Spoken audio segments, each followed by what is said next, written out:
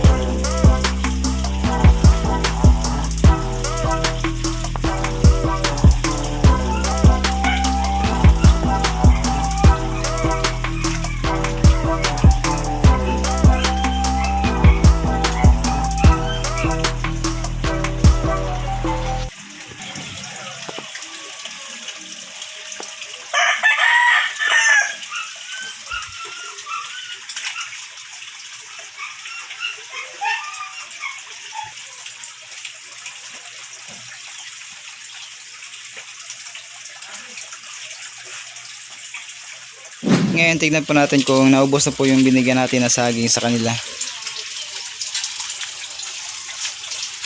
Yan, so ubos na. Meron pang mga garlic na lumulutang.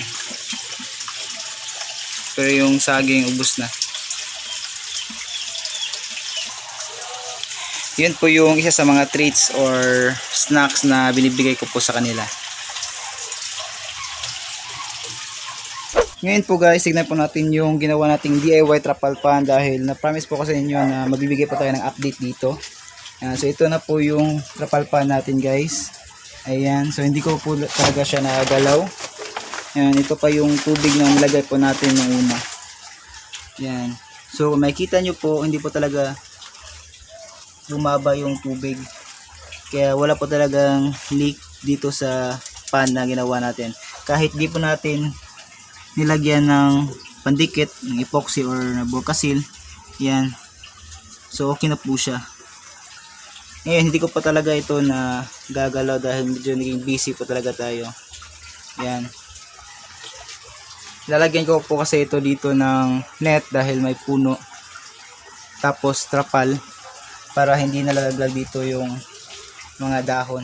Bala ko po kasi dito mag-breed po tayo ng koi fish. Yan. So kinokondisyon ko din po yung mga alaga natin dyan para ma-breed po natin. So try po natin i-breed dito.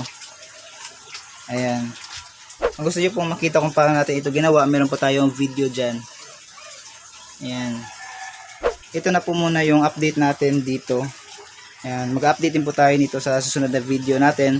Siguro, na-set up na ko na po ito dito. May net na po ito. Tsaka, napalitan na po natin ito ng tubig. Ayan. Dahil medyo madumi na po talaga.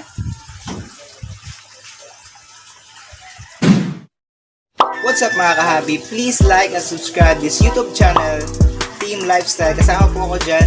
Nag-upload po kami ng mga good vibes na videos gaya ng prank at saka vines. Please support this YouTube channel guys. Gaya ng pag-support niyo po sa channel to. So yan. Thank you. Shoutout sa Yones, Kadimas, Happy Fish Keeping po. Neil Motovlog from Sibugay. Shoutout po sa iyo. Ingat po sa biyahe. Prince Pelenta. Shoutout po sa iyo. Felix Salen Jr. from Cavite. Shoutout po sa inyo lahat dyan. Shoutout po sa iyo Kian Simbahon. Agustin Masuela Jr. Shoutout po sa iyo. Clark Jan Tanilon Erogirog. Shoutout po sa iyo bro. At shoutout po sa iyo Gabriel Vergara.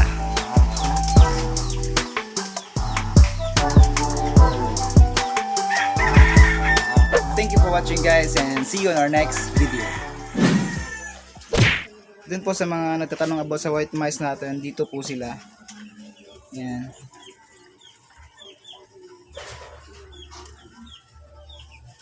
Diyan, marami po sila sa loob. Yan.